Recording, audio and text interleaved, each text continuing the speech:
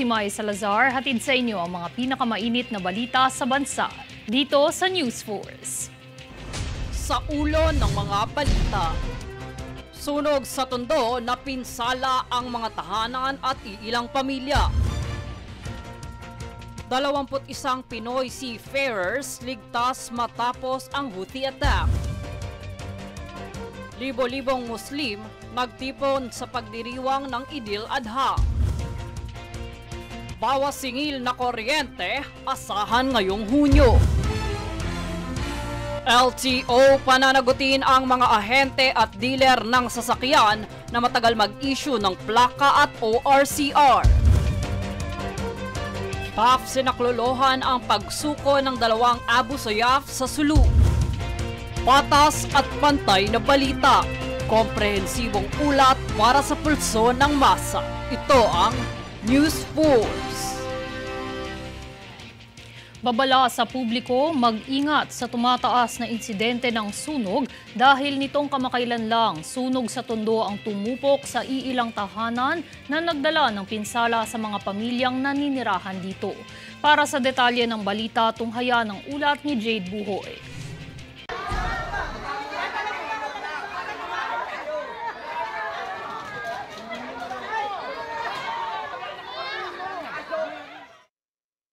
Noong alas 10 ng gabi, 16 ng Hunyo, nagambala ng sunog ang barangay sa Tondo. Sa footage na ipinadala ng saksi, ang nasabing sunog ay nagsimula sa barangay 58 sa daan ng Angustia, kung saan umano'y ang pinagdududahang pinagmulan ay kandila o jumper base sa mga residente nito. Sa nasabing pangyayari, ayon sa pahayag ng mga residente, maraming pamilya ang nawala ng tirahan at may mga sugatang bumbero din sa naganap na pag-apula ng sunog. Bagamat hindi pa kumpirmado kung ilan ang bilang ng mga biktima, napag-alamang bandang alas 3 na ng madaling araw na pula ang sunog. Kaugnay nito, ang Department of the Interior and Local Government o DILG pati na rin ang BFP ay nagikayat sa publiko na tumawag sa nakalaang emergency hotline sa kanilang lugar para sa agarang aksyon. Jade Buhoy, nag-uulat para sa One Media Network.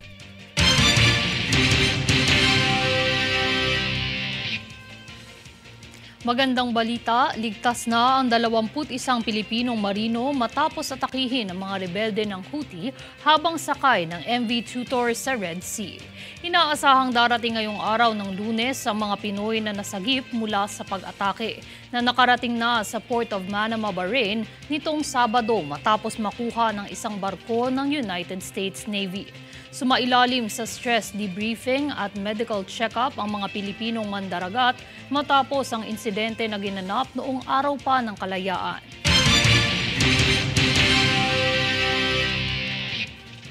Kumpiyansa ang Commission on Elections o COMELEC na maihahatid ang mga automated counting machine o ACMs mula sa South Korea na gagamitin para sa midterm polls alinsunod sa itinakdang panahon. Ayon kay COMELEC spokesperson John Rex Laudianco, nasa 200 na ACMs ang nakatakdang dumating sa bansa ngayong buwan habang ang karamihan sa mga kagamitan ay ihahatid sa susunod na mga buwan. Anya, wala namang naitatalang aberya sa ngayon sa patuloy na demonstration test na isinasagawa ng ahensya.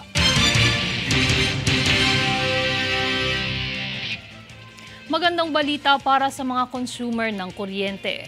Asahang bababa ngayong buwan ng Hunyo ang rate ng inyong kuryente.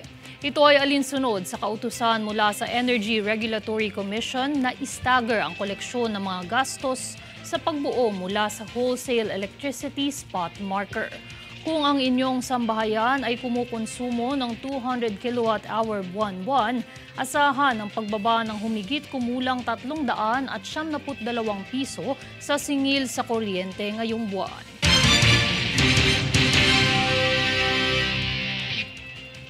Bilang bahagi ng pagsusulong ng kaunlaran sa mga lungsod sa Metro Manila, ay plano ng MMDA na magtayo ng mga parke sa bawat lokal na pamahalaang sinasakupan ng ahensya.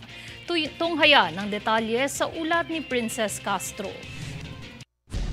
Alinsunod sa proyektong pangkaunlaran ng Metropolitan Manila Development Authority o MMDA, ay plano nitong magtayo ng tig-iisang parke sa 17 lungsod sa Metro Manila. Ang inisyatibong ito ay inanunsyo ni MMDA Chairman Attorney Romando Don Artes sa kanyang naging pagdalo sa isang bayanihan sa barangay na kamakailang isinagawa ng ahensya. Bukod sa inisyatibong ito, ay patuloy naman ang ahensya sa iba't ibang proyekto nito tulad ng paglilinis ng mga lansangan, declogging at pag-aayos ng mga drainage system, trimming at pruning ng mga puno, paglilinis ng mga bangketa at paglalagay ng mga signage ng trapiko. Kabilang din sa mga isinusulong ng ahensya ay ang mga information campaign tungkol sa solid waste management, anti-smoking or vaping, anti-littering, disaster preparedness at traffic management. Higit pa sa paglilinis at clearing operations ay patuloy rin ang pag-arangkada ng Mobile Materials Recovery Facility ng MMDA sa mga barangay sa Kalakhang, Maynila. Ang programang ito naman ay layong tulungan ang mga residente na pamahalaan ang kanilang mga basura, gayon din ang turuan silang mag-recycle ng mga plastic use materials kung saan maaari nilang ipagpalit ang kanilang mga nakolektang recyclable para sa mga pamilihan sa MMRF. Princess Castro, nag-uulat para sa One Media Network.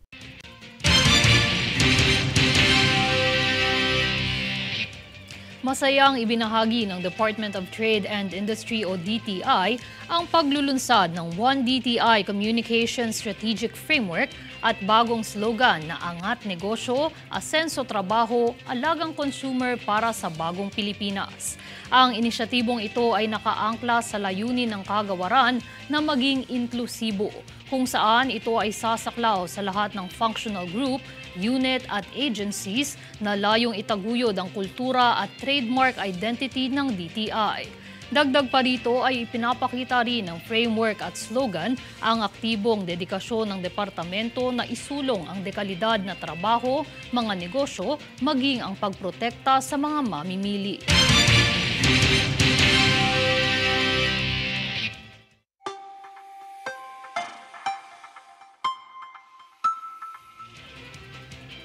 Sa ating ulat panahon, umiiral pa rin ang epekto ng habagat sa western sections ng Timog Luzon at Visayas.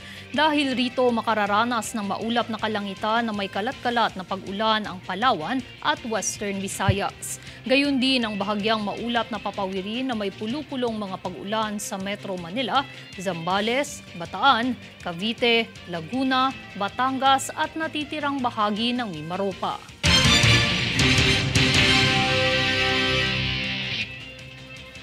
Susunod sa News Force. PNP-ACG inaresto ang lalaki sa Quezon City kaugnay ng pagpapakalat ng maselang larawan ng menor de edad.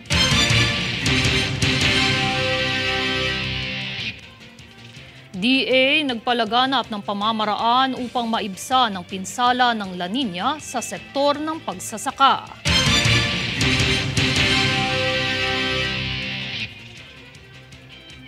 Libo-libong Muslim nagtipon sa pagdiriwang ng Eid al-Adha.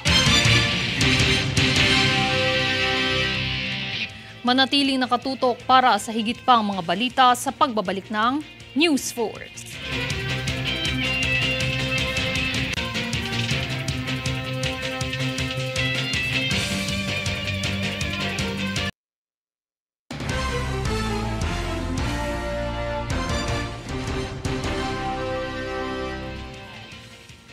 Sa pagdiriwang ng Eid al-Adha o pista ng pagsasakripisyo para sa ating mga kababayang Muslim, nagpaabot ng pagbati si Pangulong Bongbong Marcos ukol rito. Sa kanyang mensahe, kanyang ipinahayag na nakikisimpatya siya sa sakripisyo ng mga kababayang Muslim tungo sa kaunlaran sa kabila ng mga pagsubok na kanilang kinahaharap. Anya, patuloy na maging mabuting ehemplo sa pamayanan at panatilihin ang kalinisang hangarin sa bawat isa kahit sa paglipas ng pagdiriwang na ito.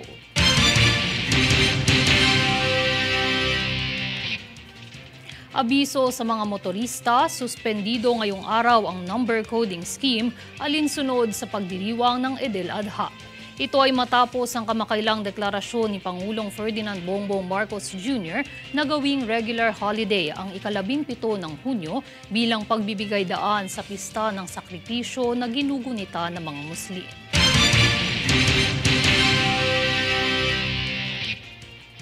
Mahigit 6,000 Pilipinong Muslim ang nagtipon sa Quirino Grandstand sa Maynila upang mag-alay ng panalangin bilang pagdiriwang ng Eid al-Adha nitong linggo. Ang Eid al-Adha ay tinuturing na isa sa ginugunitang pagdiriwang ng mga Muslim sa buong mundo na karaniwang tumatagal ng 3 hanggang 4 na araw. Matatandaang idineklara ng palasyo na regular holiday ang ika-17 naman ng Hunyo bilang paggunita sa naturang selebrasyon ng mga kababayang Muslim. Mahigit 6,000 Pilipinong Muslim ang nagtipon sa Quirino Grandstand sa Maynila upang mag-alay ng panalangin bilang pagdiriwang ng Eid al-Adha nitong linggo. Ang Eid al-Adha ay itinuturing na isa sa ginugunitang pagdiriwang ng mga Muslim sa buong mundo na karaniwang tumatagal ng 3 hanggang 4 na araw. Matatandaang idineklara ng palasyo na regular holiday ang ika-17 naman ng Hunyo bilang paggunita sa naturang selebrasyon ng mga kababayang Muslim. Naging mapayapa at ligtas naman sa kapahamakan o insidente ang lahat ng mga lugar kung saan ginanap ang pagdiriwang.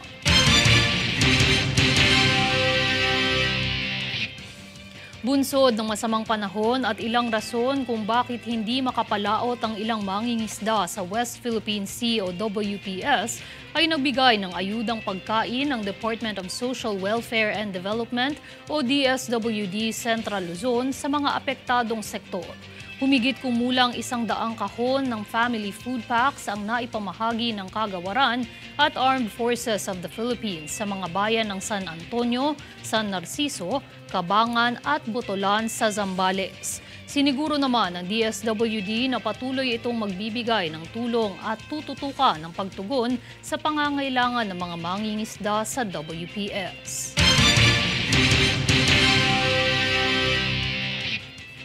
Nagbabala ang LTO sa mga dealer at ahente ng mga sasakyan na pananagutin nito ang sino mang matagal na mag-issue ng mga plaka at official receipt o certificate of registration.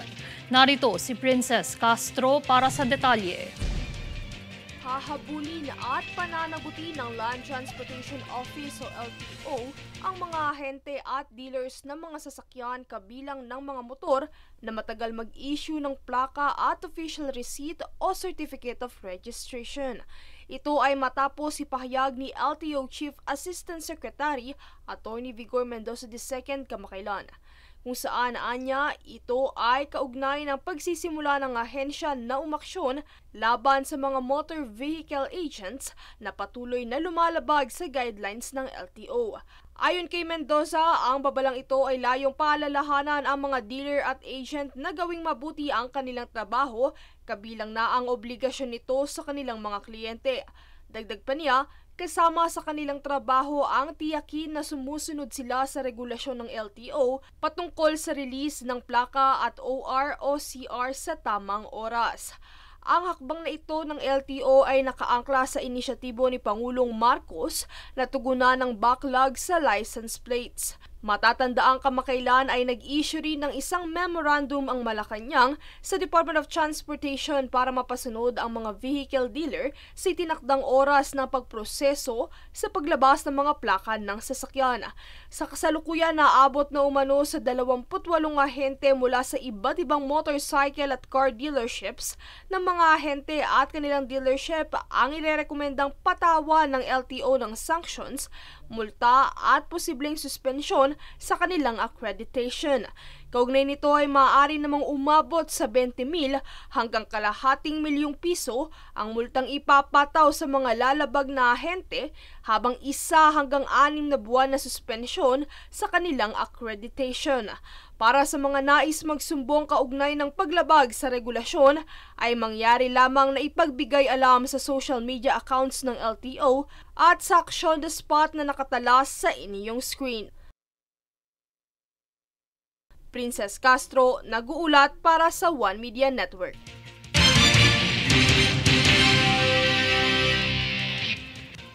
Sumuko ang 2 miyembro ng Abu Sayyaf sa Sulu kabilang ang kanilang mga armas sa mga otoridad.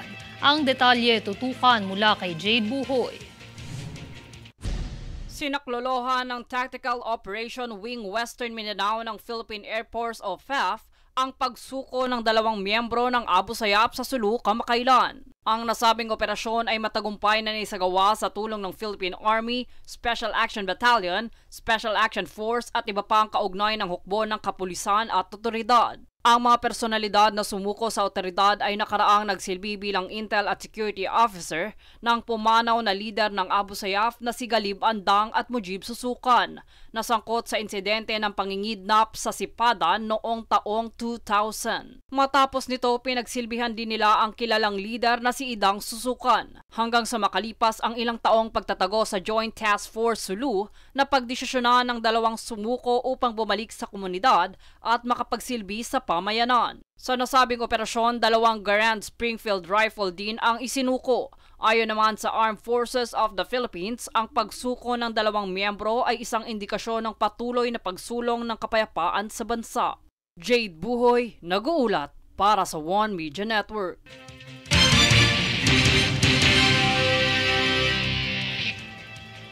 Inaresto ng Philippine National Police Anti-Cybercrime Group o PNP-ACG ang isang lalaki sa Quezon City matapos mangikil ng menor de edad sa pagpapakalat ng maselang larawan nito.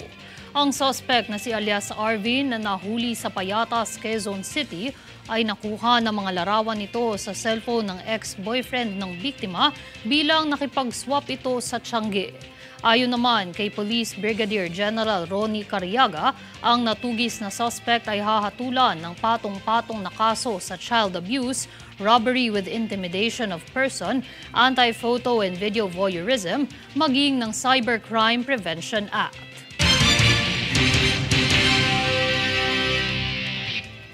Nagpaalala ang Department of Agriculture o DA sa nalalapit na pagsisimula ng La Nina sa bansa ukol sa mga hakbang upang maiwasan ang pinsala nito sa sektor ng agrikultura.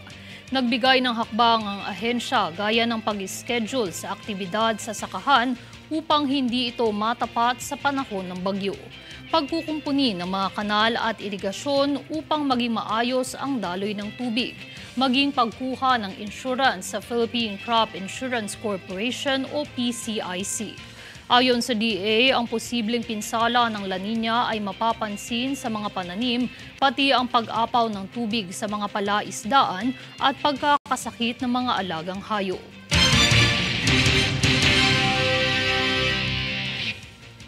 At narito ang recap ng mga nababagang balita ngayon. Sa ulo ng mga balita. Sunog sa Tondo na pinsala ang mga tahanan at iilang pamilya.